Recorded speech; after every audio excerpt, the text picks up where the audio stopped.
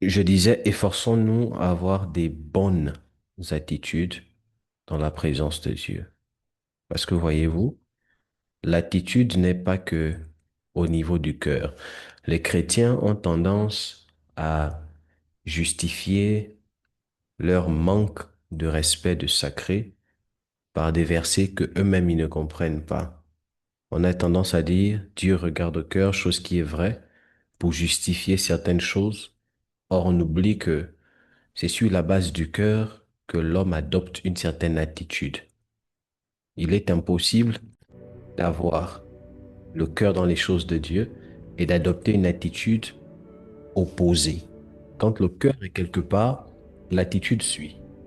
Quand le cœur est impliqué quelque part, ça se voit dans l'attitude, ça se voit dans le comportement, ça se voit dans la façon de se tenir. Et soyons une église militaire. Nous sommes une église militaire. Et les militaires sont des hommes et des femmes militaires, sont des hommes. Ma fille, je vais prendre le relais pour la musique et consort. Ta connexion déconne un peu. Donc, les militaires sont des hommes et des femmes et réactifs. Soyons-le de Dieu et adoptons ces attitudes pour les choses de Dieu. Alors, nous sommes en train de parler sur une thématique qui est très intéressante. Et depuis un moment, rien que mercredi, on a essayé d'aller un peu plus loin et on a été très bénis. Jaël, il faut écouter les enseignements sur YouTube. Euh, Joël, il faut écouter les enseignements sur YouTube. Chancia également. Toutes les personnes, quand vous vous absentez, on a une chaîne YouTube. Mettez-vous à jour. Profitez encore des avantages de ce qu'on n'est pas nombreux. Et je peux particulièrement vous regarder. Quand on sera à 200 personnes, 500 personnes, 1 million de personnes, je ne pourrai plus forcément savoir qui était là, qui n'était pas là. Élie, que Dieu vous bénisse. Apprenez aussi à être assidus. Je veux savoir les personnes qui sont derrière. Si vous êtes d'ITS, vous vous considérez d'ITS, veillez à ce que je puisse vous connaître personnellement. Ne soyez pas des enfants ou des membres fantômes. On est là, sans être là, on se connecte seulement, on n'active pas les caméras, faut pas qu'on nous voie. On est béni dans une assemblée quand le leader nous connaît. Si le leader ne te connaît pas, un leader, un berger ne peut pas garder une brebis qu'il ne connaît pas. Donc il faut apprendre à se positionner. Ça fait partie des principes élémentaires de la spiritualité christique, mais basiques, mais importantes. Important. Alors, on va faire quelque chose. Premièrement, j'aimerais que tu actives ton micro et que tu élèves ta voix et que tu dises à Dieu, merci. Merci pour la grâce. Merci pour le souffle de vie. Que tu parles à ton Dieu. Est-ce qu'on peut déclencher une tempête des prières ici par nos voix? Activons nos micros et commençons. Parlons à Dieu. Parlons à Dieu. Dis merci à Dieu pour la force. Dis merci à Dieu pour le souffle de vie. Dis merci à Dieu. Merci, Nous te bénissons, honorable Père. honorable Père, Merci pour la force. Merci pour le souffle de pour la vie. Merci pour ce soir. merci pour Merci l'espérance, parce que tu nous fais du bien. Merci parce que tu nous emmènes dans une dimension exponentielle. Merci parce que tu qui est béni, as permis à ce que nous puissions nous de ton tenir atmosphère, malgré la fatigue, malgré les incompréhensions, malgré certaines choses très compliquées. Grâce, tu as permis à ce que nous puissions nous tenir. Père, dans le nom de Jésus, je te dis merci. Merci pour ta grâce. Merci pour ta grâce. Merci pour ta grâce. Merci pour ta grâce. Merci pour ta grâce. Merci grâce. ta grâce. Même lorsque je ne la sens pas, oh mon Dieu, toi, tu es fidèle, oh mon Dieu. Merci parce que même lorsque je ne Zagadabaso connais pas, bagadaba tu es amarada sur moi, oh bayuka Père, rada donne-moi ton bakobo ze Merci parce que je reconnais mandarada même bazi intimement, mon adaba Père éternel, que tu ne kandorobo dissimule pas tes zebele erreurs. kedina Mais Père maza éternel, tu regardes cette mantala vie-là. brada Merci genta pour ton amour qui me libria couvre. Merci pour ta zoko fidélité, shabaya Dieu. katabaga Merci, oh mon daba Dieu, et mon roi, pour la uregedebelez reconnaissance, oh Dieu, parce que mazoka tu dia connais makatele l'épée de mes mains. begedebe Oh roma Père, durant cette semaine, oh mon Dieu, tu m'as akazuzebe appris tout ce que hente j'ai. dia Parce que hada plusieurs hazo personnes regedebe n'ont pas yano cette capacité-là. Il y ekela en a d'autres qui n'arrivent pas à bazamana parler, mawata Seigneur. lada Il y en a d'autres qui baziza n'arrivent pas à boire. katalada Il y en a d'autres qui bas n'arrivent même pas à respirer. zoko Jésus, il y en a d'autres qui zavagada n'arrivent pas à marcher, qui idebeme n'ont plus de main. Mais Père, moi, je suis là manteleke en aida santé. gada Jésus, voici pourquoi je te azuzegede bénis. bele Donne-moi encore degedias davantage de pouvoir loko apprécier ce que tu me sabrata la donnes. Merci, oh mon mantelevias Dieu et mon roi. leke Que ta pala main est tendue eko sur ma vie, supra sur ma famille. sakotele Je te célèbre encore ce soir dans le menteligliviantos nom de Jésus. lekela Toi, tuski Seigneur, qui demeure ekentelia fidèle. tu Parce que toi, le zavahande Dieu croissant, roto n'est-ce pas, c'est toi levida Alpha et sature l'Oméga. mile N'est-ce pas, c'est toi le puissant kentedeas guerrier, toi qui Geda gagne les combats, luz oui, breanus Jésus. seberlia Tu combats pour moi, oui, kiatondelvias Jésus. Tu combats ratele pour moi, bratu oui, c'est pourquoi ce zeleme soir je te ketianu bénis. lebeana Je bénis nasuasi ton nom. katelebrotele J'élève de ta ketuza sainteté. ya Je dadagada lève, oh Dieu, mon gloire, la personne qui zogevelia est assise sur ton zegeva trône.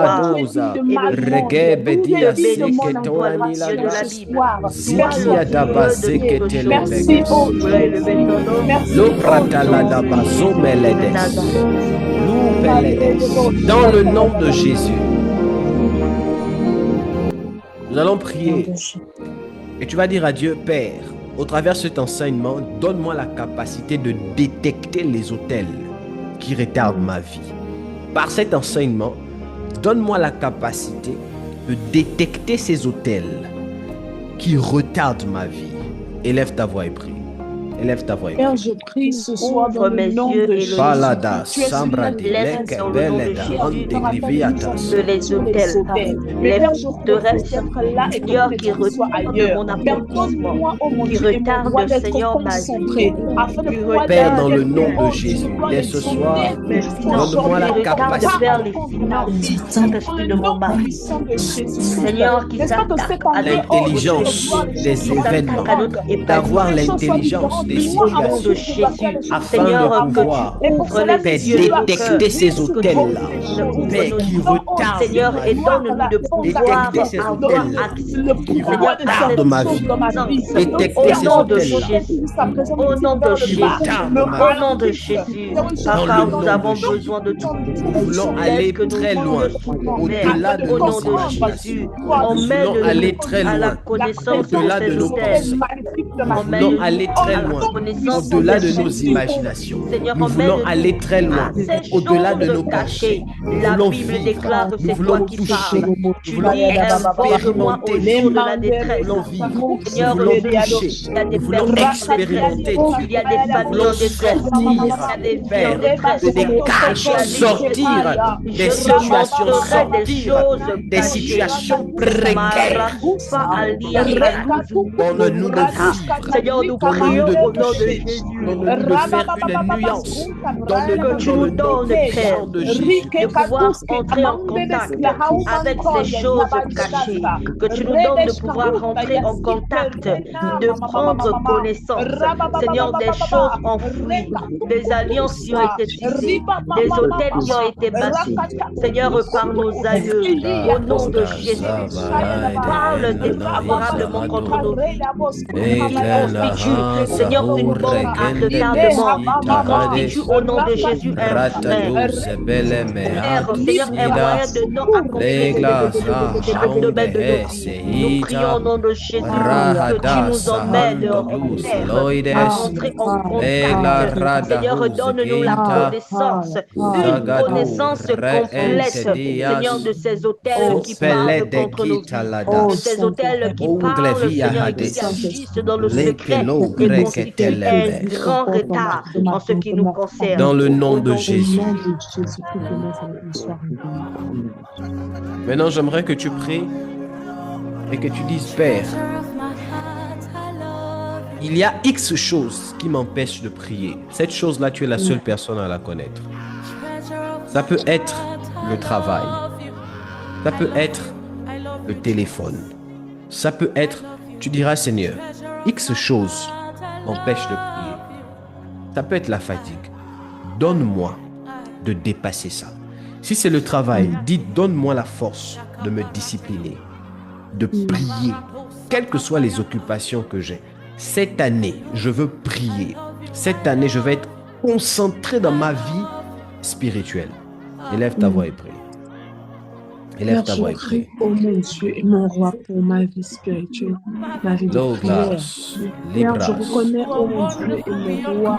Seigneur, je prie au nom de Jésus. Seigneur, laisse la paresse, la procrastination, la fatigue de mon cœur, de pouvoir atteindre des niveaux élevés, des dimensions élevées, en ce qui concerne la connaissance, faire de personnes. Au nom de Jésus, Elohim, aide-moi à me débarrasser, Seigneur, de la paresse. Aide-moi à me débarrasser de la procrastination, de la fatigue. Seigneur, de mon Seigneur, aide-moi à me débarrasser Seigneur,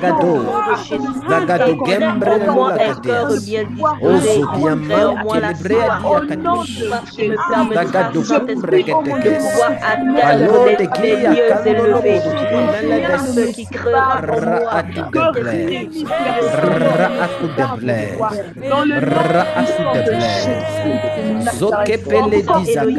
Seigneur, une Elohim, de pouvoir accélérer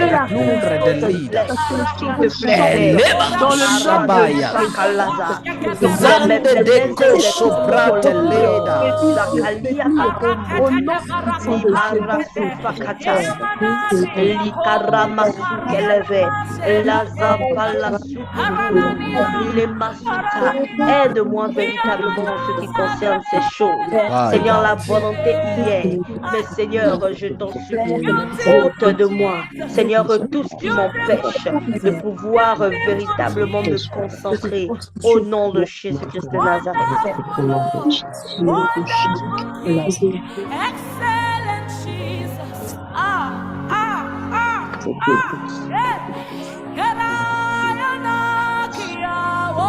Nous te bénissons, Seigneur, et que toute la gloire et l'honneur te reviennent. Dans le nom de Jésus. Amen. Amen. Amen. Amen. Amen. Une église qui ne prie pas est une église morte. Une famille qui ne prie pas est une famille faible. Un mari qui ne prie pas est un mari faible. Un chrétien qui ne prie pas est un chrétien faible. Respirons la prière. Aimons la prière. Il y a des gens qui ne peuvent pas dormir sans avoir pris une douche. Vous voyez, quand vous avez fait toute une journée sans vous laver, à cause des occupations, à cause du travail, une personne sensée, je dis bien sensée, parce qu'il y a des gens là, c'est au-dessus d'une autre dimension, elle ne peut pas dormir sans avoir pris une douche. C'est absolu.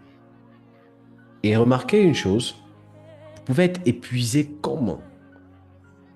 N'ayant envie que d'une seule chose, de dormir. Quand vous prenez la douche, vous sentez comme s'il y a des forces qui vous reviennent. Qui sent ça? J'ai déjà expérimenté ça. Tu es épuisé, mais quand tu te mouilles, tu sens comme si de l'eau te donnait des forces. Parce que l'eau a en son sein la vie. Si l'eau peut donner des forces à un corps, la prière est une eau invisible qui peut donner la force à un esprit. Ne laissez jamais vos situations de vie, école, sentimentale ou autre chose vous empêcher de prier. Priez. ITS est une église de militaires. Et je veux vraiment que nous puissions avoir tous cet esprit de promptitude dans les choses de Dieu. Prions.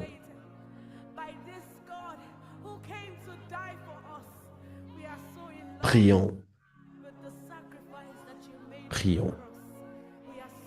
Deuxième chose, quand on monte dans les choses de Dieu, on comprend que Dieu, non seulement au-delà du fait d'être principe, Dieu est rigueur. Beaucoup de personnes confondent l'amour de Dieu avec le mode de fonctionnement de Dieu, avec les principes de Dieu. Dieu, dans son amour, ne cautionne pas le désordre. Dans l'amour de Dieu, il est plus rigoureux avec ceux qu'il aime, parce que qui aime bien châtie bien. Dieu est rigueur aussi. Ainsi, dans la croissance des choses spirituelles, plus on grandit, plus on se rend compte qu'on n'a pas le droit de s'amuser avec les choses de Dieu. Il faut une certaine rigueur. Il faut respecter certaines choses. Nous devons être rigoureux sur certaines choses. Je suis distrait par la télé. Si on peut venir m'aider à arrêter ça. Donc, il faut être concentré sur certaines choses. C'est d'une importance capitale. C'est d'une importance très capitale. Alléluia. Parenthèse encore que j'ouvre. Le sacré d'une chose naît. Le verbe naître, N-A-I-T, je sais pas, naît dans la discipline. Quand on est discipliné, facilement, on peut capter des choses de Dieu. Ceux qui sont plus disciplinés dans l'Église facilement expérimenteront la bénédiction que ceux qui pensent que la discipline n'est pas importante. Et la discipline commence par les petites choses, dont la première, c'est l'obéissance. Dites-moi Amen. Amen. Oh, dites bien Amen. Amen.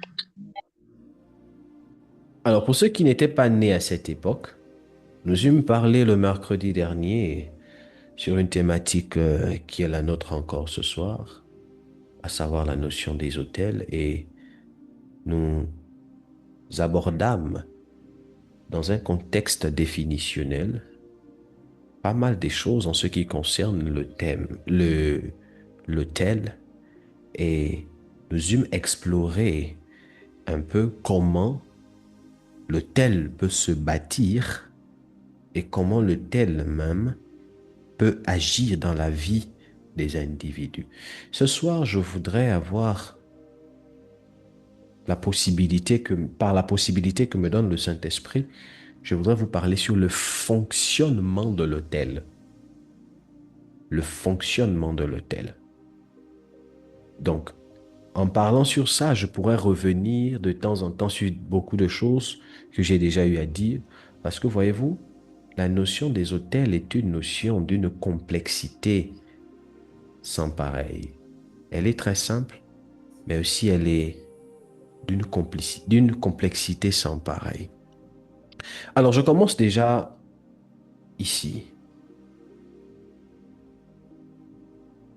Question. Qui n'a pas de sang dans son corps? Moi, tu sais que toi, tu n'as pas S-A-N-G, le sang. D'accord.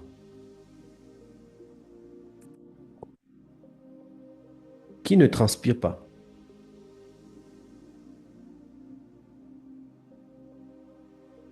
Tout le monde transpire. Qui est venu sur la terre comme Jésus?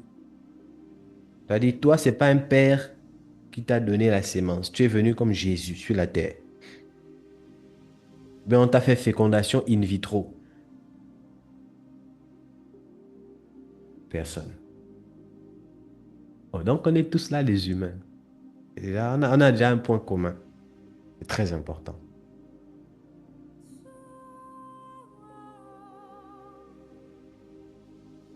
Docteur, Leïla, dis-moi.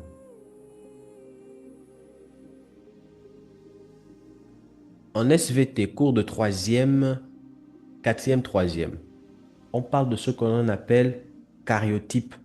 23, ça fait, je crois, combien? 46. Dont le père donne les 23.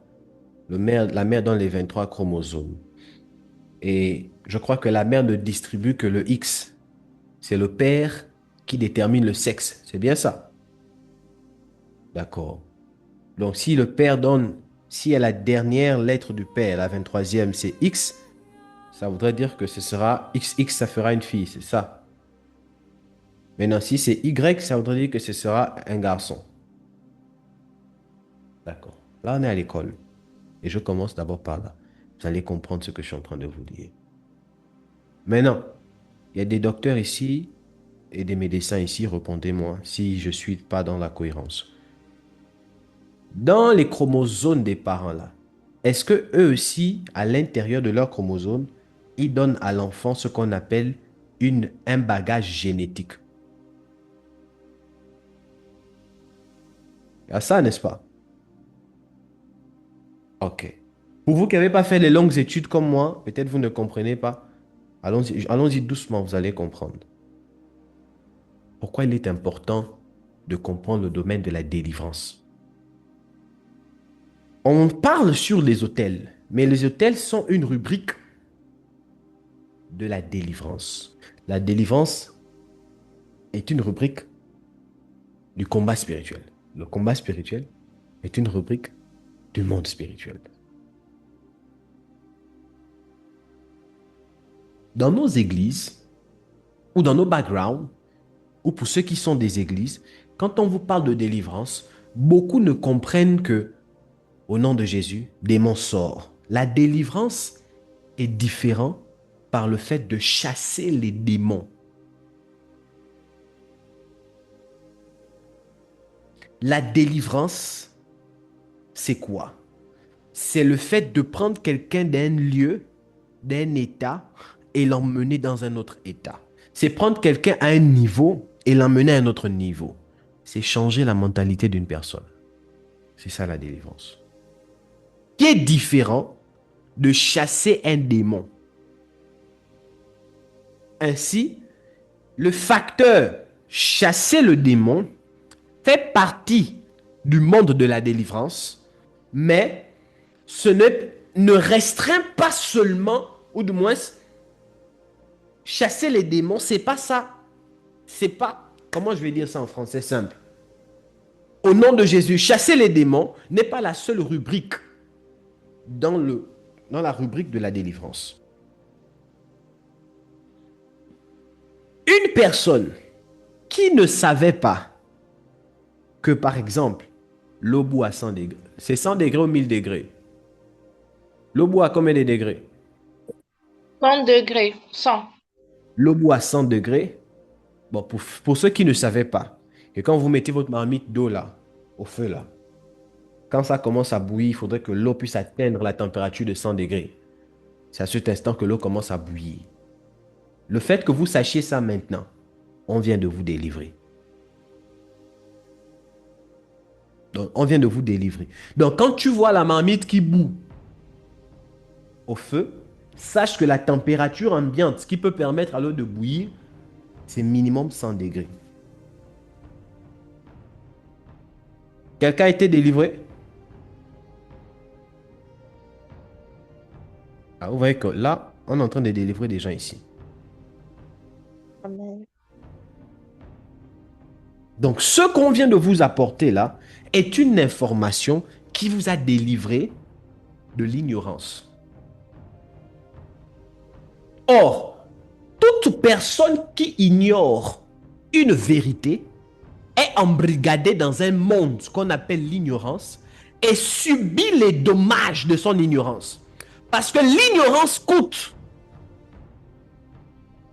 Non, dis à quelqu'un, l'ignorance coûte. L'ignorance coûte. L'ignorance coûte.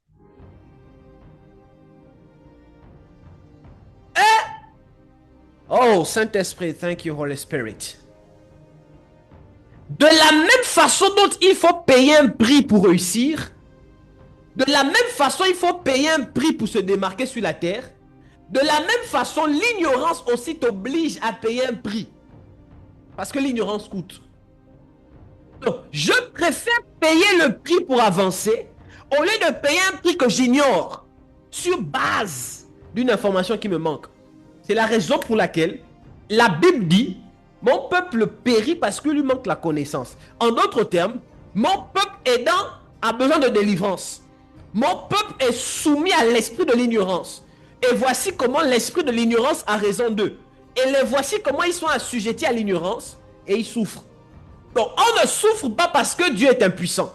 On souffre parce que nous sommes ignorants. L'ignorance coûte. Il y a beaucoup de personnes qui sont dans des situations précaires parce qu'elles ont choisi d'être ignorantes.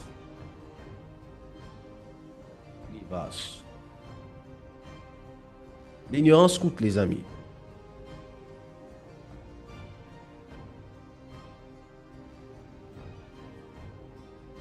Maintenant, si quelqu'un est en Christ, elle est une nouvelle créature. Voici, les choses anciennes sont passées. Voici, toutes choses sont devenues nouvelles. On nous a mal enseigné ce texte. Voici ce on a voulu nous faire croire. Que quand vous avez... Oh, ce soir, je vais vous parler. Je vais vous parler clairement et sans tabou. Voici comment on a voulu nous faire croire ce texte. On a voulu nous enseigner ça en disant, quand vous êtes en Jésus-Christ, vous êtes une nouvelle créature. Les choses anciennes sont passées. Donc, la vie que tu as menée hier est passée. C'est vrai. Tu pars. La personne que tu es n'a jamais existé. C'est vrai. D'une part. Une vérité partielle. Quoi d'autre? Tu es recréé, tu es créé à nouveau. On ne t'a jamais connu. C'est vrai. D'une part. Mais ils ont oublié de notifier que ce verset fait d'abord allusion à ton esprit, pas à ton âme, pas à ton corps, mais d'abord ton esprit.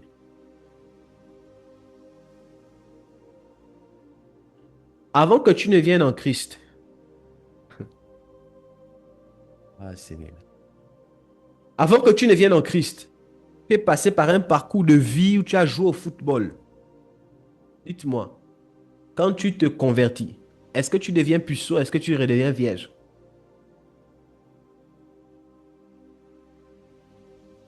C'est pas possible. Mais tu es une nouvelle créature où? Dans ton esprit. Mais les informations que ton corps connaît là, par rapport au football là, c'est là. C'est inscrit dans ta chair. Et je vous lance des pics comme ça pour Secret de couple heureux. Deuxième édition. Si ça vient cette année, gloire à Dieu. Si ça vient l'année prochaine, gloire à Dieu. On va parler des vrais sujets encore. Sans tabou. Maintenant, Église, le sang que l'on a dans notre corps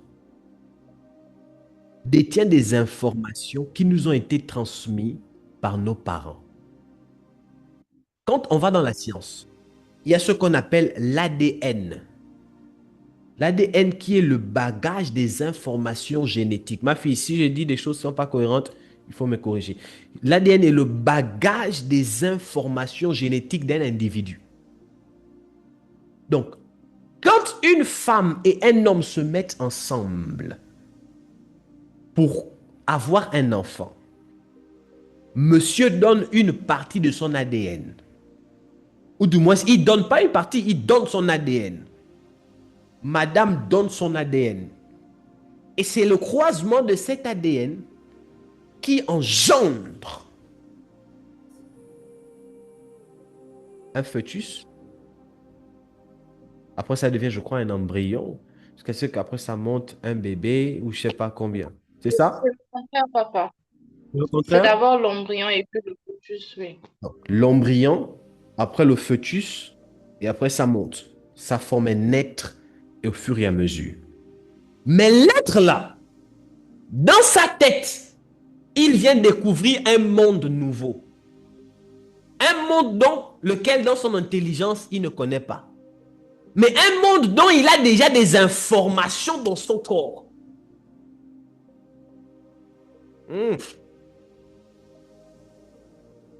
C'est-à-dire, c'est un être qui existait déjà. Mais il existait dans papa, il existait dans maman. Mais quand il revêtient, quand il revêtit un corps où il a déjà sa propre volonté, il vient découvrir un monde. Mais dans ce monde dans lequel il vient, il détient déjà des informations à l'intérieur de lui qui lui ont été transmises par ses parents, par maman et par papa. C'est l'une des raisons pour lesquelles, vous allez bien me comprendre, tu peux être un loin, un homme de Dieu, un enfant de Dieu. Tu aimes Dieu de tout ton cœur, mais tu gardes des addictions dont tu as du mal à abandonner. Et dans chaque famille, il y a ce qu'on appelle le talent d'Achille de la famille. Chaque famille a ses propres problèmes. Chaque famille a ses propres tares. Chaque famille a ses propres réalités. Et ces réalités-là, ce n'est pas seulement la prière qui vont les changer. Il y a la notion des autels. L'autel est l'une des plateformes qui a la capacité de changer la destinée de quelqu'un. Vous devez comprendre une chose. Quand vous naissez avec deux destinées. Je vais vous expliquer. Alors l'Esprit de Dieu nous emmène là, c'est fort. Oh Holy Spirit, I love you. Quand vous naissez avec une première destinée. C'est laquelle? C'est la raison pour laquelle Dieu vous a envoyé sur la terre. Le plan divin de Dieu. C'est cette destinée-là pour laquelle vous naissez. C'est même le but pour lequel vous naissez. Mais, entre le moment où Dieu vous envoie sur la terre et le moment où vous naissez, il y a une deuxième destinée qui vient s'infiltrer. Et cette destinée-là, vous la recevez comment? Par les informations de votre père et de votre mère. Et cette destinée-là vient avec un objectif. C'est de vous pousser à répéter la vie de votre père et de votre mère, de vos ancêtres. Au travers quoi? Au travers le sang. Gloire à Dieu. Si vous avez eu des bons ancêtres qui servaient Dieu. Mais si vous venez des Afriques compliquées comme nous, ou si vous avez des parents qui ont eu fait des choses compliquées, c'est compliqué pour vous. C'est la raison pour laquelle aucune personne n'a dans son sang des globules rouges qui portent le nom de Jésus. Personne. C'est la raison pour laquelle l'apôtre Paul dit, il y a une loi dans ma chair. Ce que je n'ai pas envie de faire, c'est ce que je fais. Et ce que je veux faire, je n'arrive pas à le faire. Parce qu'il y a une loi. Mais d'où venait cette loi? Il provient d'abord du bagage génétique. C'est ainsi que une famille dans laquelle il y a le cancer du grand-père jusqu'à l'arrière-arrière-grand-père, le fils, tout le monde, toi, quand tu nais avec tout ton Jésus, tu as en toi des gènes qui te prédisposent au cancer. Dis à quelqu'un, c'est génétique. Oh, dis à quelqu'un, c'est génétique. C'est génétique. Maintenant, la question que je viens répondre. Oh, ma fille, je ne sais pas si la science a déjà trouvé ça. Hein? Je viens répondre à une problématique. Comment modifier l'ADN? Ça, même la science ne peut pas résolver ça. C'est l'autel.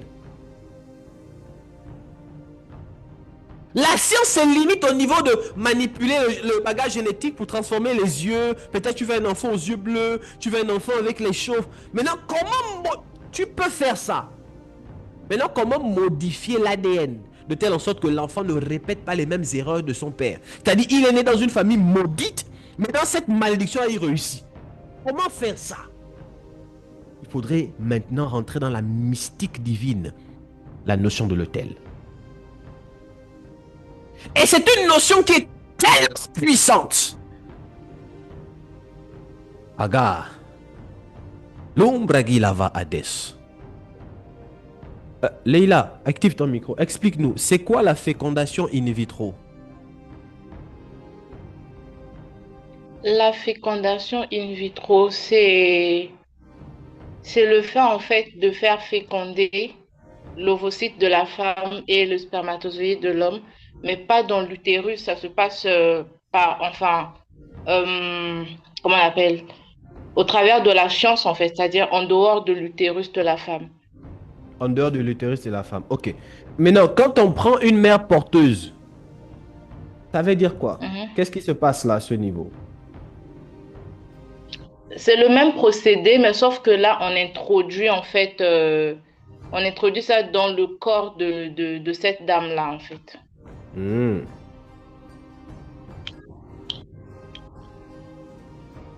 Ok. Regardez, lisons les textes. Je viens d'avoir une vérité là, je vais vous écrire, je vais vous lire ça. Je suis dans Matthieu, premier chapitre. Oh my God. Voici de quelle manière arriva la naissance de Jésus. Marie, sa mère, ayant été fiancée à Joseph, se trouva enceinte. Ah, alors, hear me.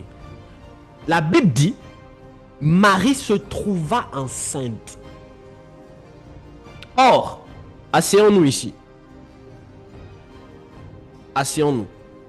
Pour être enceinte, il faut que Marie puisse ovuler et que l'ovule de Marie et le spermatozoïde d'un homme font croisement, embryon. Après, je crois après, on dit tout ce que j'ai eu à dire là, et puis l'enfant naît. Ça se forme. Ou bien, il faudrait qu'on prenne, comme ce qu'elle a dit, fécondation in vitro. On prend le sperme de quelqu'un, d'un homme, et puis on le fait un croisement, et puis on le met dans le ventre de la femme. Ici, on dit Marie s'est trouvée enceinte.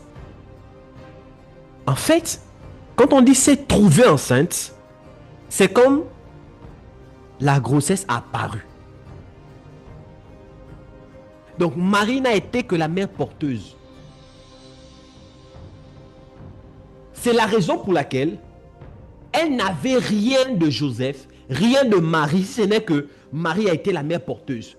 C'est la raison pour laquelle Jésus était capable d'ôter le péché, parce que dans son corps, il n'avait rien qui appartenait et à Joseph et à Marie. Il n'avait rien. Oh my God. Quand vous lisez Hébreu, la Bible dit, tu n'as voulu ni sacrifice et tout, mais tu m'as formé un corps. Le corps avec lequel Jésus est né là, et le corps qu'il avait été formé depuis. Donc, qu'est-ce que Dieu a fait? Dieu a juste pris l'enfant, il a placé dans le ventre de Marie, pour dire à Marie, sois la mère porteuse, et sois la porte par laquelle il va passer sur la terre. Et c'est la raison pour laquelle quand Jésus vient, la Bible dit, il s'est fait pécheur. Il a porté notre péché. Mais il n'était pas pécheur. Il était saint, mais il s'est fait pécheur. Mais au-dedans de lui, il n'y avait pas la loi du péché.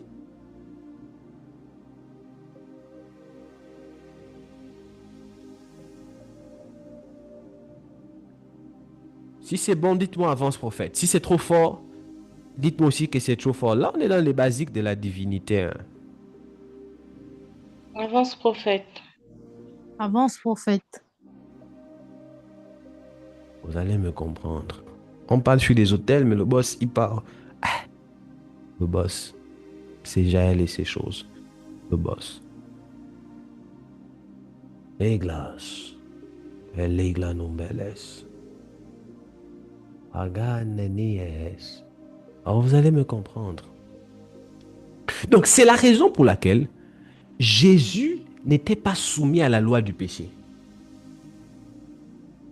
D'où il avait la capacité d'ôter le péché. Je veux vous emmener quelque part. Maintenant, toi et moi, on a accepté Jésus. À l'intérieur de nous, on est rempli dans notre esprit parce que notre esprit est transformé. Mais dans notre chair, il y a une loi que moi j'appelle une destinée qui nous a été transmise, pas par Dieu, mais par l'hérédité du sang. Et cette destinée-là, cette voie que j'appelle la voie du sang, a pour objectif de nous emmener à répéter le cycle de famille. Et ça, tu peux prier comment? Tu peux prier comment? La prière seule ne suffit pas. Il faut des sacrifices. On change les informations d'un homme dans son sang par les sacrifices. Ce n'est pas une personne à l'extérieur qui doit sacrifier. C'est toi qui dois te positionner sur l'autel pour mourir. C'est un principe spirituel. Donc quand on se baptise, il n'y a pas qu'un seul baptême. Il y a ce qu'on appelle la doctrine des baptêmes. Il y a le baptême qu'on accepte, que l'on prend par immersion en symbole de Jésus-Christ. Et ce baptême signifie la mort et la résurrection. Et il y a des baptêmes que l'on expérimente sur le chemin. Excusez-moi. L'homme qui compose avec des autels est un homme qui effectue des baptêmes tous les jours. Pourquoi? Parce que pour entrer dans notre dimension, dans la notion de la spiritualité, tu n'as pas accès à des niveaux supérieurs si tu ne passes pas par le baptême. Parce que le baptême est une voie initiatique pour des dimensions supérieures. Dans toute spiritualité, il y a ce qu'on appelle le baptême. À chaque fois que tu veux passer d'un niveau à un autre, tu dois passer par le baptême qui est une voie initiatique. C'est la raison pour laquelle, pour ceux qui sont comme moi, des étudiants de Capo, du Gabon, quand tu arrives à El Tenob, tu dois te faire baptiser. Mais le baptême par lequel tu dois passer s'appelle le bisoutage. Bon, l'exemple n'est pas peut-être noble. C'est un exemple.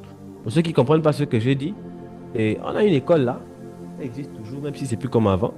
Là, ça devient déjà bien parce qu'avant, c'était trop caïd. Donc, tu as ton BEPC. Tu arrives en seconde, on va te bisouter.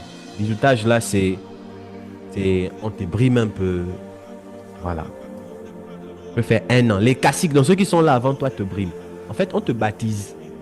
Et toi, demain, après-demain, quand tu vas passer en classe supérieure, les bleus, les nouveaux qui viendront là, aussi, tu vas aussi un peu les brimer.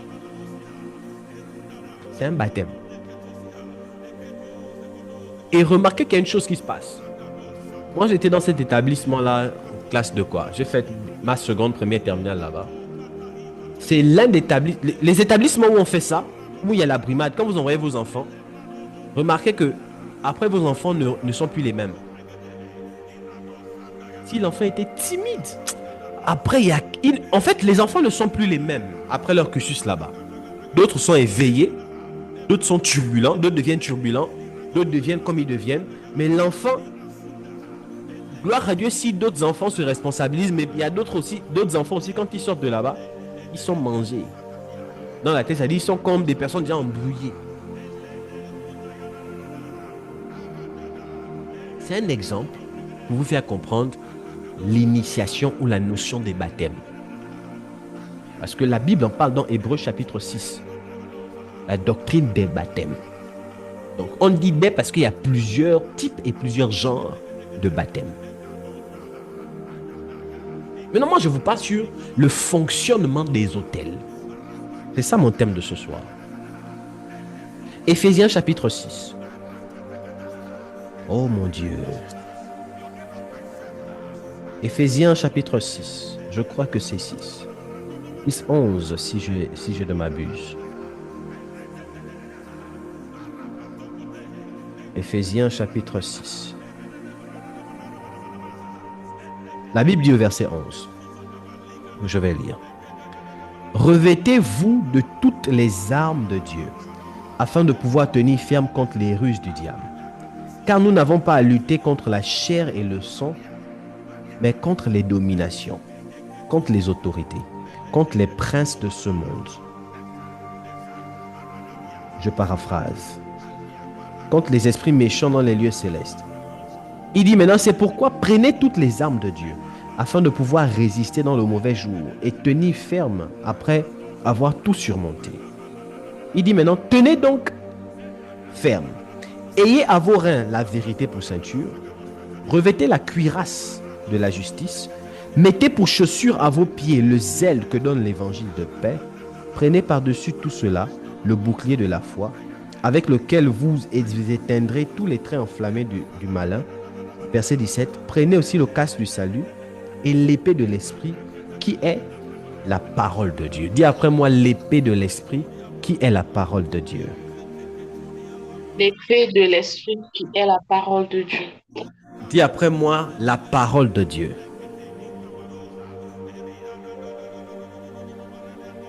Que quelqu'un dise la parole de Dieu. Encore une fois, la parole de Dieu. La parole de Dieu. La parole de Dieu. Est-ce que tu peux encore le dire, la parole de Dieu? La parole de Dieu. Il y a quelque chose ici qui est très important à comprendre. De toutes les armes qu'on a citées, toutes les armes, on dit une arme, de toutes les armes qu'on a citées, vous allez vous rendre compte que toutes ces armes-là ont une seule fonction commune. C'est de défendre. C'est offensif, je crois. Ça protège. C'est défendre. C'est défensive. Ça a une fonction de défendre. Mais l'une des armes qui peut en même temps défendre, en même temps attaquer, c'est l'épée de la parole. La parole, l'épée de la parole, est faite pour défendre et elle est faite aussi pour attaquer. Dans le monde spirituel, il n'y a rien qui se fait sans la parole. La parole est la source de toute transaction spirituelle. Et même dans la notion des autels, il y a la parole. Et c'est une loi. N'est-ce pas, la Bible dit que Dieu soutient toutes choses par sa parole? Vous avez déjà lu ça, non? Dieu soutient toutes choses par sa parole. Amen. Ça voudrait dire que même la nature qui a été créée sur base de parole de Dieu.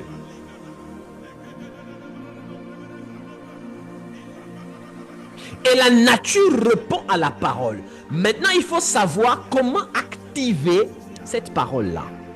Je vous parle sur le fonctionnement des autels. Vous allez bien me comprendre.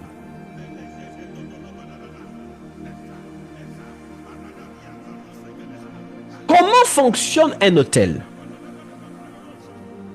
Un autel est une voix. V-O-I-X. La voix. Un autel fonctionne comme une voix. V-O-I-X. Premièrement. Deuxièmement, un autel casse la voix. V-O-I-E.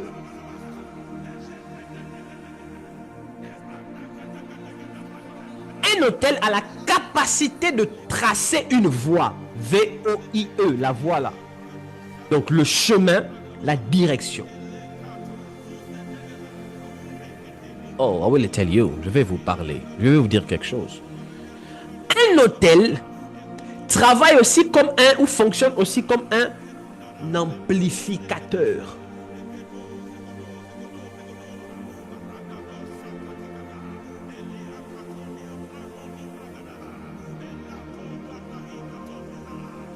Un autel travaille aussi comme un amplificateur.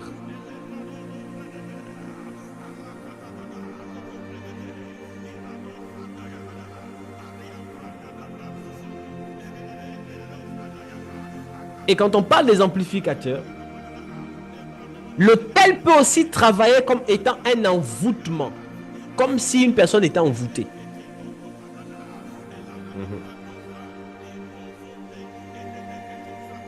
L'autel travaille aussi comme un surveillant. Que ce soit du bon côté ou du côté néfaste.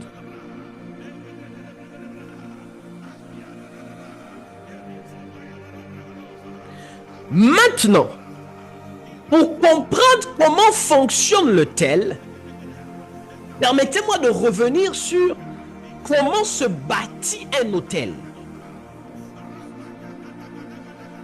Nous sommes dans les choses spirituelles. Et il est important que tout ce que je suis en train de vous dire ici, vous puissiez comprendre ça comme étant des choses hautement spirituelles.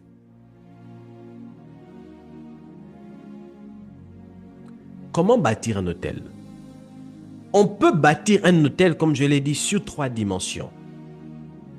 Sur la terre. Qui parle de terre, parle de forêt. On peut bâtir un autel dans les eaux.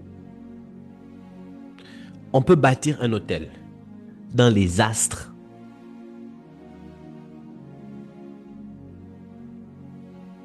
Pour bâtir un autel, il faut 2 choses majoritairement.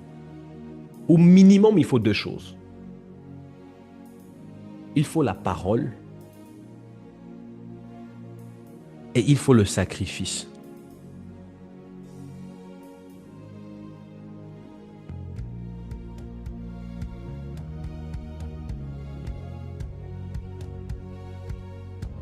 Quand on bâtit un autel, dans l'ancien temps, et c'est toujours d'actualité, on peut le représenter par forme physique.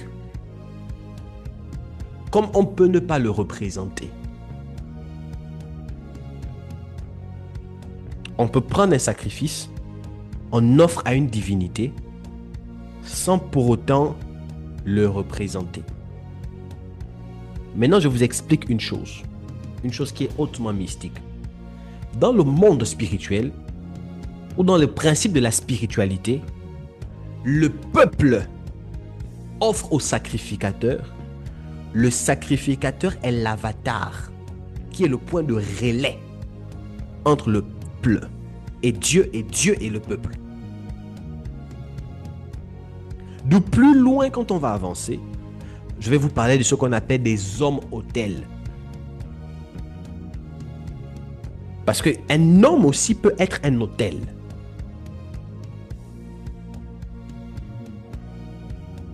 Et vous en avez un devant vous. Un homme peut être un autel.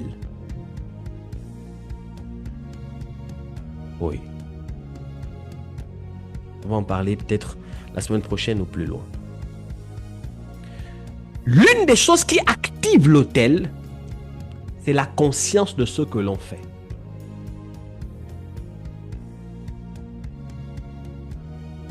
On ne bâtit pas un autel parce qu'on a pris une offrande et puis on est venu prendre, et puis tu es venu dire, papa, voici mon offrande.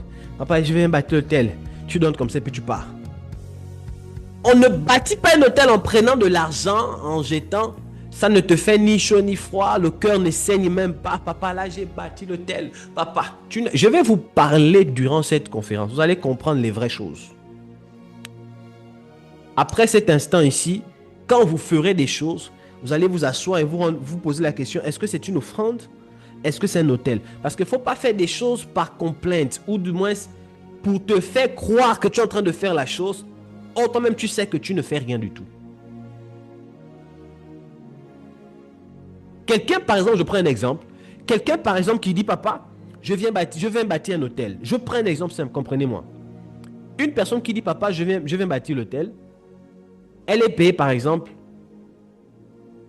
à 100 euros. Ou elle est payée, par exemple, à 100 000 francs. 100 euros ou 100 000 francs. Et puis elle dit, papa, je veux bâtir un hôtel. Elle prend 10 euros. Ou bien elle prend 10 000. Elle bâtit l'hôtel. Selon elle, elle bâtit l'hôtel. Elle n'a rien fait. Parce que l'hôtel s'active quand il y a transmission de douleur et de peine.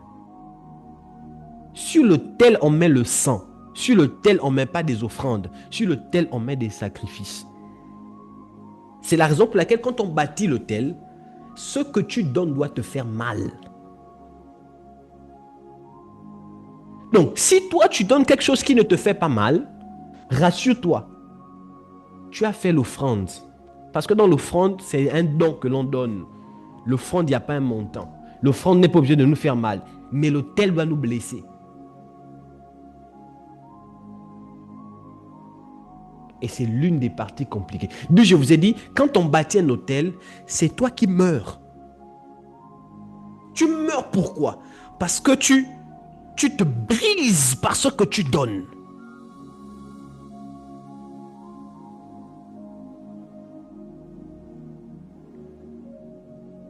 Donc, quand on bâtit un autel, c'est la conscience de ce que je suis en train de faire qui active la chose. Si tu fais des choses par fanfaronnisme, tu fais des choses juste pour faire, ça ne marche pas. Et je dois vous dire les choses clairement. Ça ne marche pas. On ne bâtit pas un hôtel pour se convaincre qu'on a bâti un hôtel. On bâtit un hôtel parce qu'on veut réellement que les choses puissent changer. Ou on veut réellement impacter une destinée. Donc tu dois mourir. Oh, I will explain you something. La Bible dit quoi? La Bible dit, car le salaire du péché, c'est la mort. Mais le don gratuit de Dieu, c'est la vie éternelle. Restons sur le salaire du péché, c'est la mort. Car tous ont péché et sont privés de la gloire de Dieu. C'est par l'autel que l'on a reçu la vie de Dieu. Est-ce que vous savez ça? Nous étions tous morts. Maintenant, qu'est-ce qui s'est fait? Pour nous avoir, Dieu a envoyé Christ. Donc, Dieu a pris la vie éternelle qui était en Christ. Il nous a transmis cela par le moyen de l'autel. Parce que je vous ai dit que c'est un lieu d'échange. Donc, Christ est mort sur la croix, qui était un autel. La croix était un autel. Donc, Christ est mort sur la croix pour que nous, qui devrions mourir, normalement, nous devrions mourir. Donc, nous, des pécheurs que nous étions, Christ a pris la vie qu'il avait. Il nous a transmis cela par le moyen de la foi, de la croix, de l'autel, sur la croix, oui. Donc, ça fait en sorte qu'aujourd'hui, même si nous ne sommes pas encore totalement rachetés, quand je dis rachetés, c'est nous ne sommes pas encore au ciel dans la dimension de l'éternité, genre, on va au ciel, on vit encore sur la terre. Mais parce que nous avons cru en Jésus-Christ, nous ne sommes plus soumis à la loi de la mort. C'est la raison pour laquelle Romains chapitre 8, verset 1 2 dit quoi? La loi de l'esprit en Jésus-Christ m'a affranchi de la loi du péché et de la mort. Donc même Dieu fonctionne sur la notion des autels. Et même Dieu a donné son Fils unique. Et la Bible précise, Jean 3,16, le Fils unique. Donc ça voudrait dire que pour donner son Fils unique, il aurait fallu que ce que Dieu voulait avoir soit grand. Et nécessite un grand sacrifice. Ça fait partie des bases. La différence entre l'offrande et le sacrifice, c'est quoi? L'offrande, c'est je donne ce que j'ai. J'ai 500, je donne. J'ai 2000, je donne. Le sacrifice, c'est quoi? On fait la différence entre celui qui a donné l'offrande et celui qui a donné le sacrifice par ce qui te reste. Si tu donnes l'offrande, ça veut dire que c'est ce qui te reste là qui va définir si tu as donné l'offrande. Si tu donnes le sacrifice, c'est ce qui te reste là qui va définir si tu as donné le sacrifice.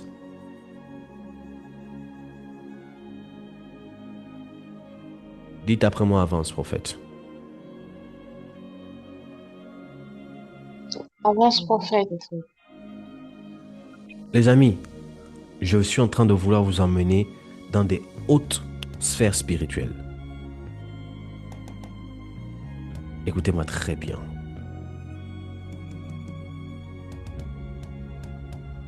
Écoutez-moi très bien.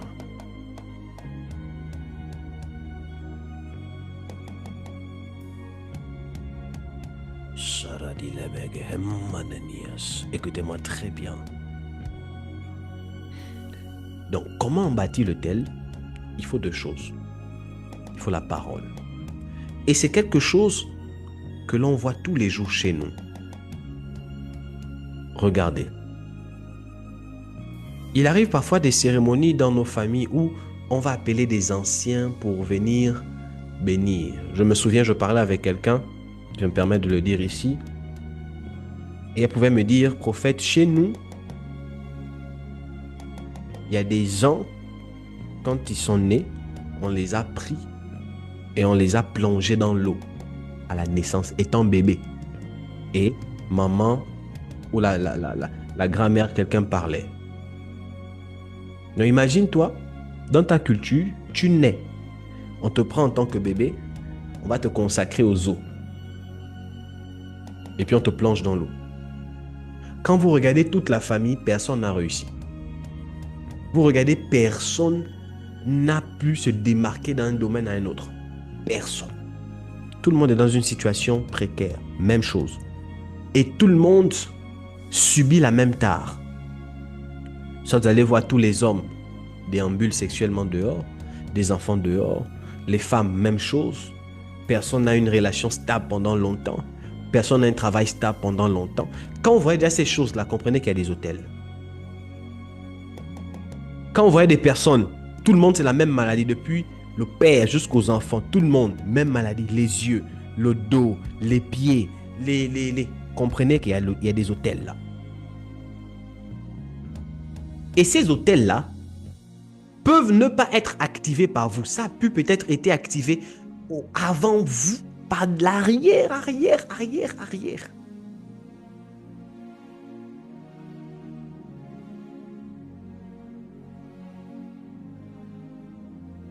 Et il suffit de rien pour bâtir un hôtel. De rien. Quand les gens vous disent, on va aller consulter les ancêtres, on consulte les ancêtres sur un hôtel. Et qui sont les ancêtres? Ce sont des esprits des morts qu'on va réveiller. Les ancêtres doivent vous bénir. Quelqu'un va prendre la liqueur. Dans nos traditions, il y a la liqueur. Il y a quoi encore d'autre là? Les vins, comme les liqueurs, tout ça, qui sont beaucoup utilisés pour parler aux ancêtres. Et parfois, ils le font avec certaines choses naturelles. Et ils vont devant la terre ou devant les eaux, sur la terre ou devant les eaux, ils versent la liqueur et commencent à parler. La liqueur, la cola. Et ils commencent à parler. Non, on va parler aux ancêtres. Or, mais avant de parler, il y a d'abord des libations qui se font. Et ces libations-là, pourquoi ils font des libations? Parce qu'il faut bâtir l'autel. Et c'est un autel qui est positionné là.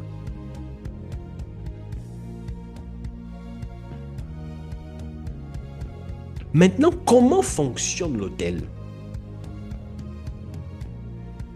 On bâtit des hôtels de plusieurs manières.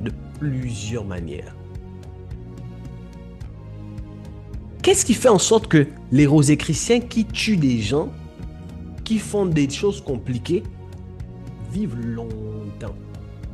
Parce qu'ils font ce qu'on appelle compensation des balances.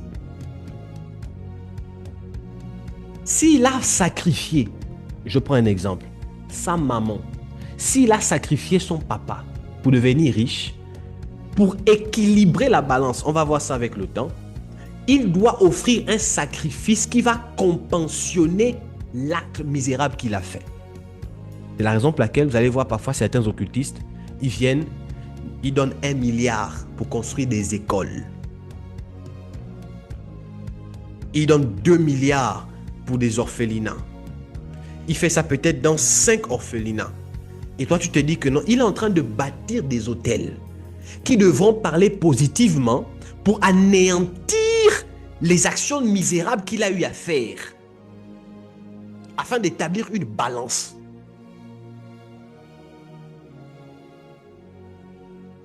Et toi, tu es là dans toute ta sainteté.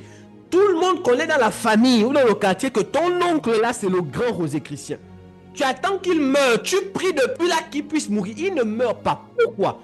Parce que il y a des femmes dans les orphelinats à qui il a fait du bien. Tous les jours qui prient pour lui.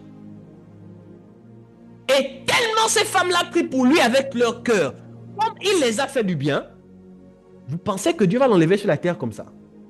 Non. Là où seulement sa famille pleure. Vous pleurez parce qu'il a pris maman. Vous pleurez parce qu'il a pris le fils. Vous êtes peut-être à 5 à 10. Lui va se rassurer que 10 000 personnes prient pour lui. Dans les lois spirituelles, entre 10 personnes et 10 000 personnes qui crient, on entend les voix de qui? Les 10 000 personnes. Donc vous pleurez dans la douleur. Lui, il est parti bâtir des hôtels et chez les orphelinats. Pas n'importe qui. Vous connaissez la force de la prière d'un orphelin?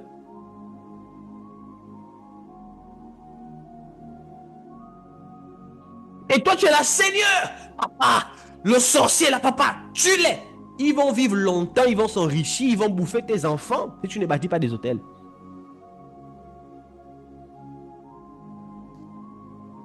Le monde, c'est les lois spirituelles, les amis. Je ne sais pas comment vous expliquer ça. C'est les lois. Vous allez voir, je prends encore quelque chose. Les JO qui se sont passés récemment au niveau de la France. Vous pensez que c'est juste comme ça? On fait un festin, mais les gens viennent. Il y a des hôtels qui sont bâtis là. C'est pas juste comme ça. Maintenant, il y a plusieurs types d'hôtels. Il y a des hôtels d'ordre de famille, des hôtels de famille. Il y a des hôtels de maison, famille, disons famille, des hôtels de quartier. Il y a des hôtels de ville, il y a des hôtels de province, il y a des hôtels de pays, il y a des hôtels de continent. Il y a plusieurs types d'hôtels. D'où il y a des gens qui ne sont qu'à des combats des familles. Est-ce que vous savez que les combats des familles, c'est le plus bas niveau des combats? Ma famille, mes combats. Tu es au plus bas niveau de combat de la spiritualité. Parce qu'après famille, là, il y a quartier. Après quartier, là, il y a parfois ville. Après ça, il y a pays. Quand vous voyez un homme qui est combattu par tout un pays, comprenez que lui, il n'est pas dans la même cour d'hôtel que vous. Toi, à peine, c'est ta famille qui te combat. Mais toute une nation qui combat un homme. Comprenez que lui, il est à la dimension des hôtels des pays. Maintenant, toi, tu veux être, papa, je veux que ma marque aille dans tout le monde. Papa, je veux être connu mondialement. Petit problème des familles. Tu n'arrives pas à résolver ça. Petit hôtel des familles. À peine papa a bougé un peu, maman a bougé un peu, l'oncle a bougé. Tu as déjà maigri, tu as perdu 5 kilos. Papa, tout le monde me combat. Tu penses que c'est hôtel des villes ou d'une nation que tu vas tenir devant ça?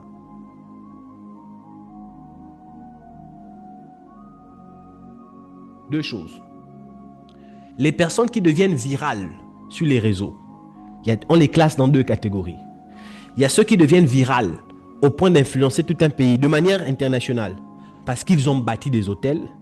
Il y a d'autres qui deviennent virales parce qu'ils sont influencés par des hôtels. Oui. Si on a bâti dans un pays l'hôtel de l'impudicité, une personne, une fille, un homme prend sa vidéo, il publie sur les réseaux, il fait des choses impudiques, l'hôtel va amplifier ça parce que c'est de ça dont la ville, l'hôtel, on a bâti la ville sur l'hôtel de l'impudicité. Et là, quand tu vas voir, tu ne te poses pas la question, mais pourquoi les gens, tout le monde danse, bouge, les fait sur les réseaux, tout le monde. Il y a des hôtels qui ont été bâtis par rapport à ça. Et l'hôtel va amplifier les actions qui vont dans son domaine nationalement, internationalement. Et quand tu vois un autre homme qui se démarque dans un autre genre, comprends qu'il a bâti des hôtels. Donc, ceux qui réussissent, soit ils ont bâti des hôtels, soit ils sont Non, pas ceux qui réussissent. Ceux qui sont virals là, soit qu'ils ont bâti des hôtels, soit ils sont influencés par des hôtels négativement. Si je vous dis que depuis là, j'ai du mal à entrer dans la thématique, est-ce que vous allez me croire même? Depuis là, je tourne, c'est mon tour du pot. Je n'ai pas encore parlé de comment les hôtels fonctionnent. Mon esprit bloque. Est-ce que ici, vous êtes bénis d'abord?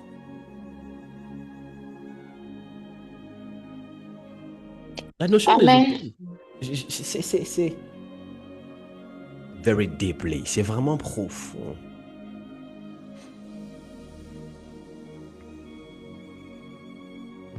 C'est vraiment profond. D'où je ne vais pas courir, je vais avec vous step by step.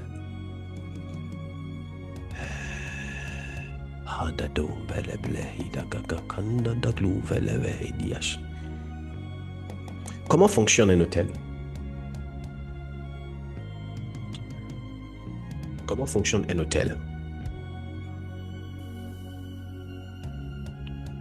Quand on a bâti un hôtel dans la famille, l'hôtel agit aussi en fonction des saisons. Si on a bâti un hôtel dans la famille d'anti-mariage, cet hôtel-là va être inactif jusqu'à ce que tu aies l'âge de te marier. Si on a bâti des hôtels dans la famille d'infécondité, cet hôtel sera inactif jusqu'à ce que tu rentres dans l'âge de faire un enfant. Si on a bâti des hôtels de limitation dans lesquels personne ne doit voyager, ces hôtels-là vont être inactifs jusqu'à ce que tu atteignes l'âge de prendre de l'envol. C'est la raison pour laquelle, quand les hôtels se manifestent, comment ils fonctionnent? L'hôtel a la capacité de créer des circonstances. Je vais prendre un exemple. Oh, merci Saint-Esprit. Je l'ai expliqué à quelqu'un en semaine. Si par exemple, on a bâti dans une famille des hôtels d'anti-mariage, et toi tu es une fille ou tu es un homme, dès ta naissance, quand tu nais, écoutez-moi très bien, quand tu viens au monde, l'hôtel va se rassurer de te tracer un parcours qui va t'empêcher de pouvoir te marier demain. C'est la raison pour laquelle il y a des personnes, beaucoup de blessures d'âme que vous avez là, vous pensez que ça vient de vous. Or, c'est un hôtel qui s'est rassuré que vous passez par là. Tu as à peine 14 ans, tu subis un viol. Bizarrement, tu te retrouves dans une maison où il n'y a que des hommes, on te viole. Tu as à peine 15 ans, on te viole. Tu es avec des oncles violents, des hommes, on te brime. Ton expérience avec des hommes est négative. Et tu te dis, on ne m'aime pas. Ta famille te rejette. Donc, tu viens dans un parcours où tu ne te sens pas aimé dans la famille. Et toi, tu te dis, Seigneur, pourquoi moi? Pourquoi moi je souffre? Pourquoi seulement moi comme ça? Or, il y a des hôtels qui ont été bâtis pour empêcher à quiconque va naître en tant que femme dans cette famille de ne pas se marier.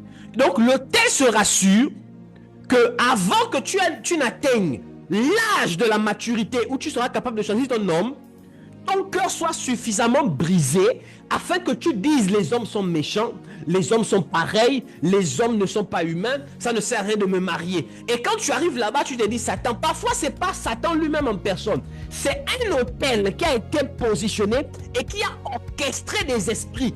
Et te voici en train de reproduire le schéma de tes parents.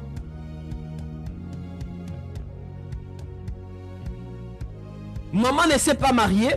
Elle a eu un homme qui l'a battu. Toi aussi, quand tu nais, très jeune, tu subis des abus et tu rencontres des hommes qui te battent. Et tu te dis, ça ne sert à rien de me marier. Et te voici en train d'adopter une position très complexe. Papa, les hommes, tous sont pareils. Et ton âme est déformée. À cause de quoi? Les hôtels.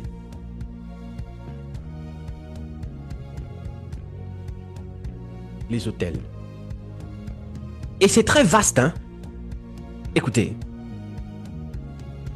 Ah, God. La glava di nemendeli hadas.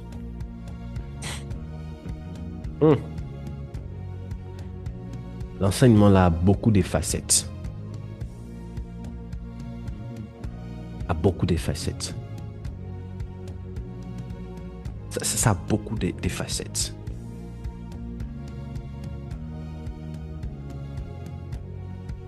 Est-ce que vous êtes béni?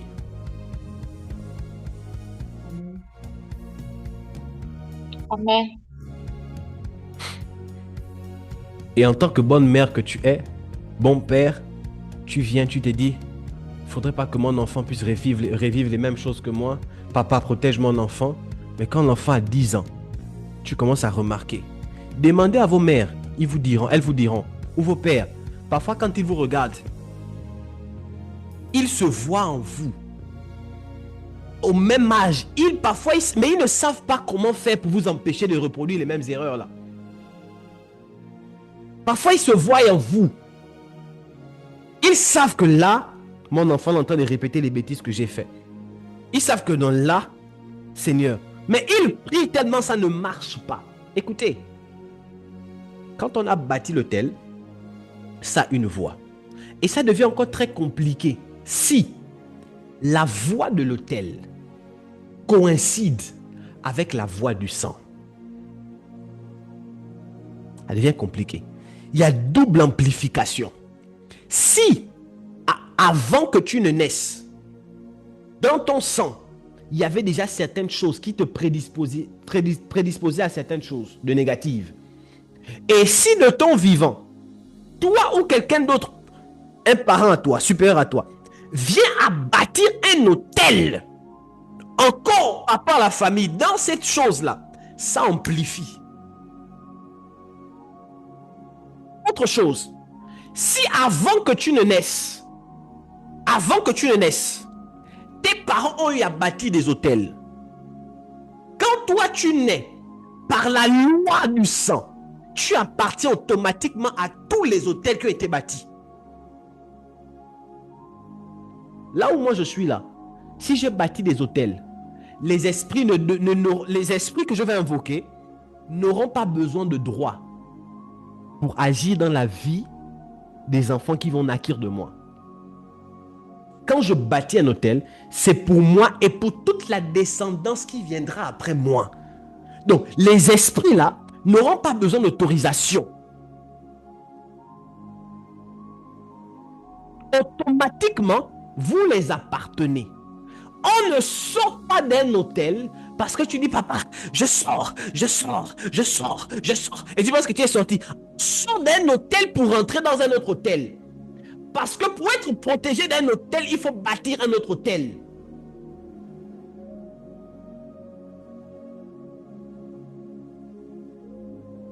Et dans le monde des hôtels, un hôtel ne suffit pas. Un hôtel peut bloquer tes finances. Et toi, tu bâtis un hôtel des finances. Tes finances sont ouvertes. Mais il y a un autre hôtel qui parle contre ta fécondité. Il y a un autre hôtel qui parle contre ton mariage. Tu as des finances qui prospèrent. Mais tu as d'autres hôtels qui bloquent tes domaines ici. D'où je disais à quelqu'un, les hôtels là, c'est un principe spirituel dans lequel on doit le faire tout le temps. Quand vous lisez la vie d'Abraham, à chaque fois que Abraham avait une révélation avec Dieu, ou à chaque fois qu'Abraham voulait quelque chose de nouveau avec Dieu, il bâtissait hôtel. Exode chapitre 30, verset 1, je l'ai dit mercredi. Normalement, toutes les fois où tu t'apprêtes à engager des instants de prière dans un domaine, tu dois te rassurer d'abord que tu as bâti l'hôtel. Tu ne peux pas commencer un business sans bâtir hôtel. Tu ne peux pas vouloir avoir un bébé, commencer une relation pour le mariage sans bâtir hôtel. Parenthèse que j'ouvre. C'est la raison pour laquelle on ne se marie pas avec des personnes qui ne partagent pas la même croyance que nous. Au début, ça va être beau. Mon amour, mon love, mon raisin, mon igname, mon tubercule. Ce sera beau. Mon manioc, foutou. Ce sera beau. Mais après, quand tu auras des complications, là où toi, tu vas lui dire, on doit prier, on doit bâtir des hôtels, lui, il va te dire, Allah, Bakouba. Il va te dire, hôtel, là, moi, je ne comprends pas ça. Hôtel, c'est quoi? Il va te dire, c'est comme ça que vous allez donner, vous gaspiller l'argent chez les gens. Hôtel, c'est quoi? Te voici déjà avec des complications. Et c'est là où ça devient complexe. Parce que dans le foyer, il y a des troubles. Je vous assure, dans le foyer, il y a des troubles. Il y a tellement de troubles que quand ça devient trop trouble, si les deux ne partagent pas les mêmes croyances, vous priez comment? Vous priez comment? Il y a tellement de troubles que parfois ce qui sécurise, c'est le fait que tu saches que non, lui c'est un chrétien, elle c'est une chrétienne, j'ai confiance. Même si on est fâché, il sait qu'il y a des choses qu'il ne peut pas faire, il y a des choses qu'elle ne peut pas faire. Il ne peut pas penser divorce, elle ne peut pas penser divorce. Je sais que on est tous deux des chrétiens. Et à cause de Dieu, il ou elle aura des limites. Mais tu épouses quelqu'un, lui il voit nord, toi tu vois sud. Quand il y a un problème, il va te dire, ok, je pense que selon la loi et l'article tel, il est mieux préférable et conscient qu'avant qu'un incident majeur n'arrive, crime passionnel, chacun prenne sa route.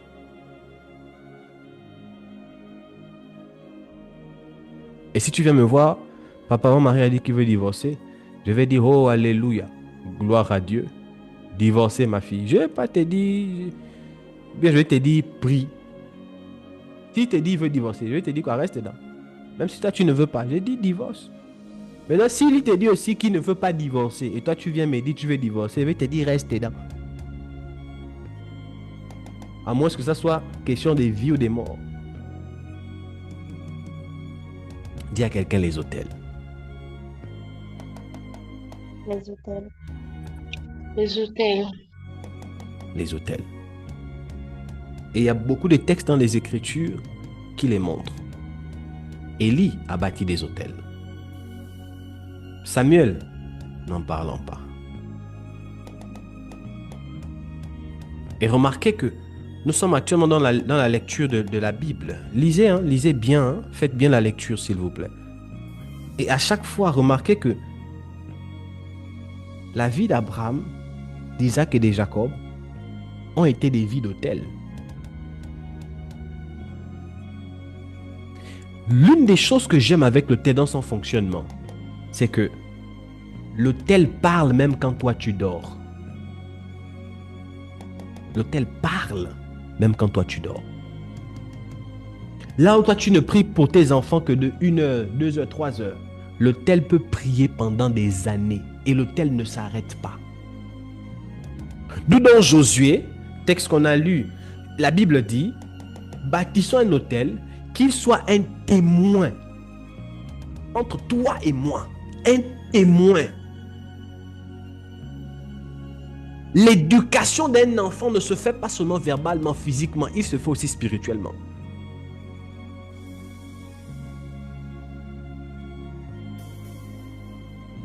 Quand je dis que je suis le gardien des âmes,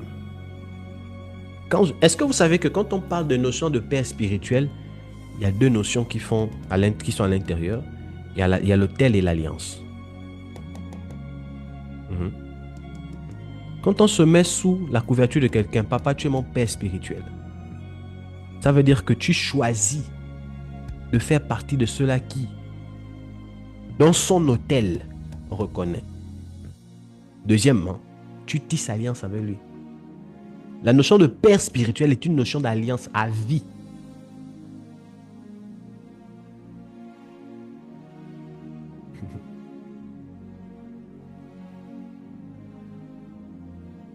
Donc vous pensez que c'est juste comme ça.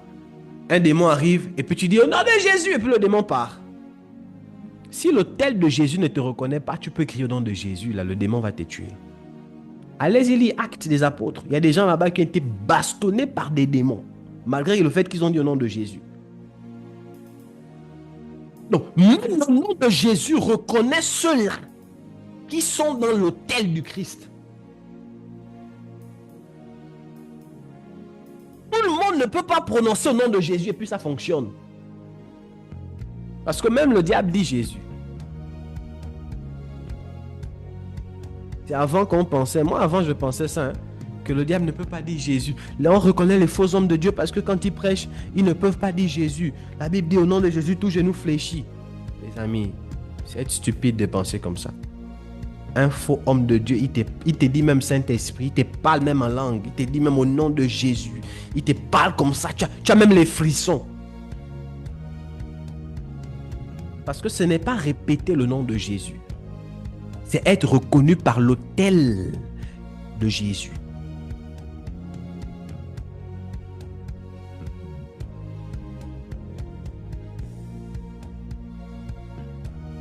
C'est être reconnu par l'autel.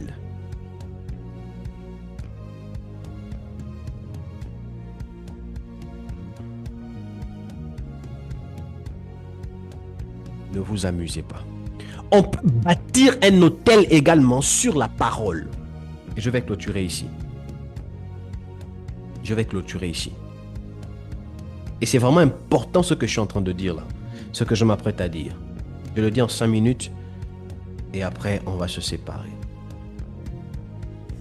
Lors des cultes, là où nous sommes à ITS, là, je le dis parce que je veux que vous ayez une attitude des hommes et des femmes mystiques, des hommes et des femmes assis dans les choses, qui comprennent le monde spirituel.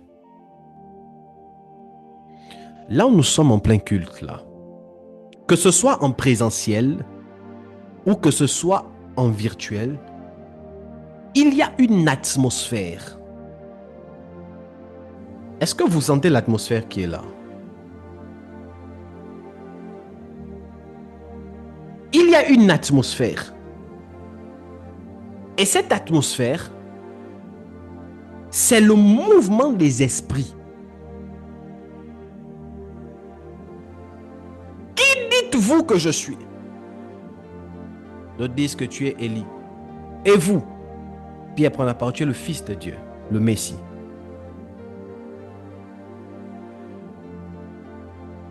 Tu es Pierre. Et sur cette pierre, je bâtirai mon église. Il parlait sur la révélation de Pierre.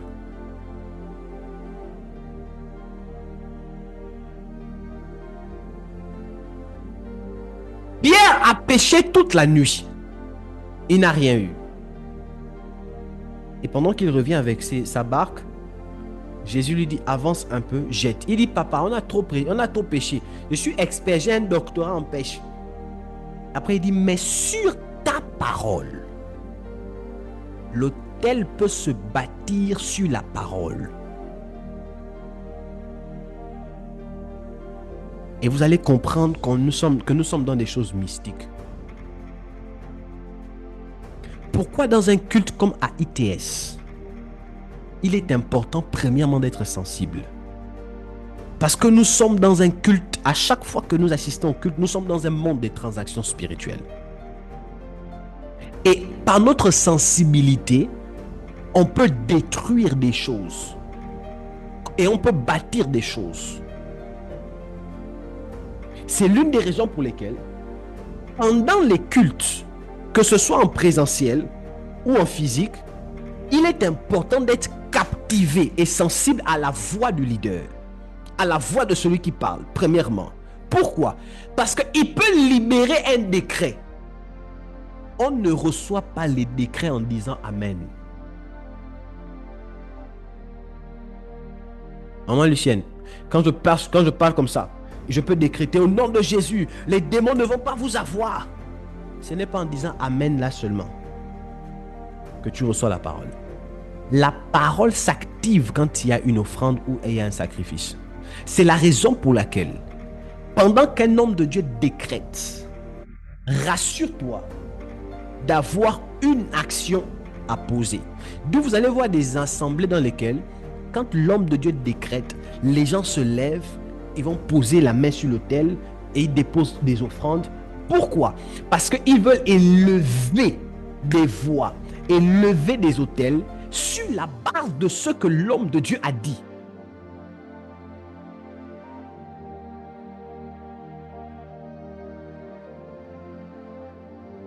On va avoir un service, si le Saint-Esprit nous permet, où je vais vous expliquer le fonctionnement de chaque chose dans un lieu ecclésiastique, pourquoi les gens se comportent comme ça, pourquoi les gens font ça, pourquoi les gens font ça, pour que vous compreniez la spiritualité derrière. Une parole n'a pas la même amplification au moment où elle est décrétée et 15 minutes ou 1 heure plus tard. Ça n'a pas la même énergie, ça n'a pas la même amplification.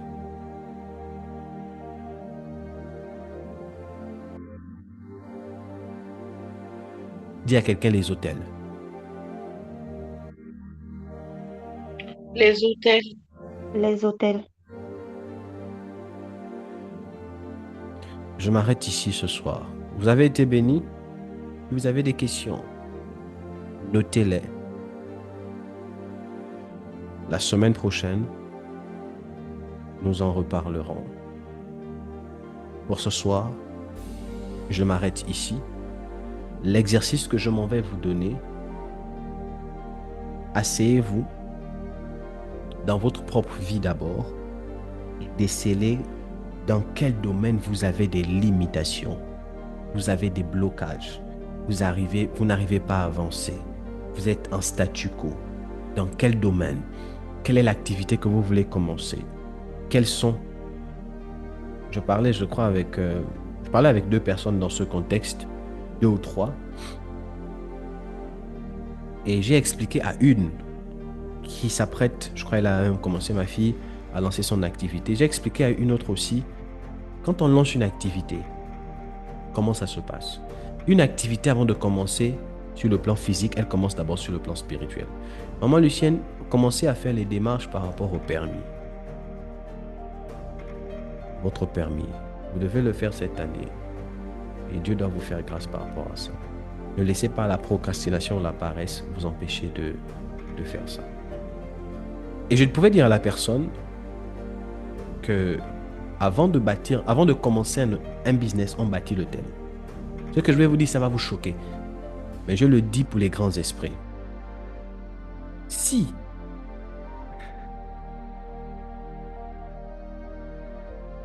est-ce que je dois le dire maintenant? Vous permettez que je le dise?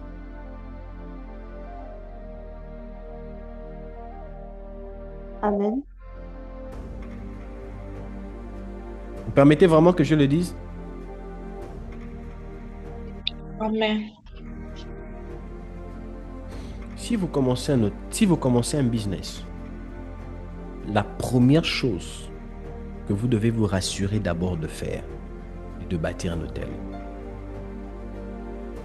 Quand vous bâtissez l'hôtel du business, vous avez déjà commencé le business. Le business ne commence pas quand vous partez acheter la marchandise. Non. Le business commence quand vous commencez à poser des actions à l'endroit de ce que vous voulez faire. Et quelqu'un qui bâtit un hôtel pour une affaire est une personne qui établit une voie, qui va commencer à parler pour son affaire. Et je vous ai dit que l'hôtel parle continuellement.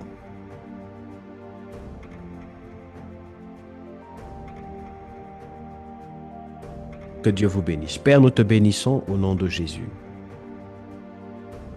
Merci pour ce culte. Merci pour ces instances. Merci parce que tu as permis à ce que nous puissions comprendre ces choses, bien que le temps fasse défaut. Je te prie dans le nom de Jésus de nous ramener ici durant les jours à venir, afin de comprendre encore des choses en profondeur. Mais qu'à cela ne tienne, garde-nous pour le dimanche. Fortifie-nous. Dans le nom puissant de Jésus-Christ. Amen. Alors, on a terminé, je m'arrête ici. On se voit dimanche. Dimanche, aux horaires dont vous connaissez. Si on peut mettre l'affiche, s'il vous plaît. Ce dimanche, à partir de 16h30, 17h du Gabon, du Sénégal, autant pour moi, on se voit au lieu indiqué, montagne prophétique. L'homme de Dieu est chargé, l'homme de Dieu est prêt. Venons pleins, venons chargés, et Dieu va nous faire énormément de bien. Et outre cela, vous qui êtes à l'international, veillez à être connecté sur YouTube. toutes les personnes qui vont servir, l'officiante, soient prêts. Et je crois qu'on a discuté déjà, je t'enverrai encore un message. Sois prêt, vous qui allez intervenir, que tout le monde soit prêt, les médias, soyez prêts et faites un travail excellent. Soyez davantage, soyez plus prompt. Donc, dès qu'on a terminé le programme, au plus tard demain, veillez à ce que rapidement on puisse avoir euh, le teaser, avoir les récaps. Veillez, s'il vous plaît, essayez de faire des efforts, des photos aussi. Et là, cette fois-ci, il faudrait qu'on puisse revivre les moments en images sur Facebook.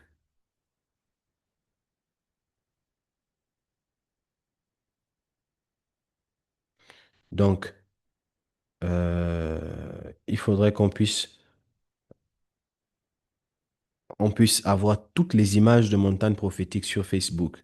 Donc, dès qu'on a terminé montagne prophétique, vous devez publier les images sur Facebook voilà, sur notre page Facebook. Et le teaser est qu'on sort, bien évidemment, sur TikTok aussi et sur Facebook, rapidement pour faire vivre les moments. Et donc, voilà, je pense que c'est ça. J'enverrai des messages ou demain, je vais faire un appel avec certaines personnes pour organiser certaines choses. Soyons là-bas tôt, s'il nous plaît. Soyons tôt. C'est vrai que ce n'est pas notre salle à nous, exclusivement.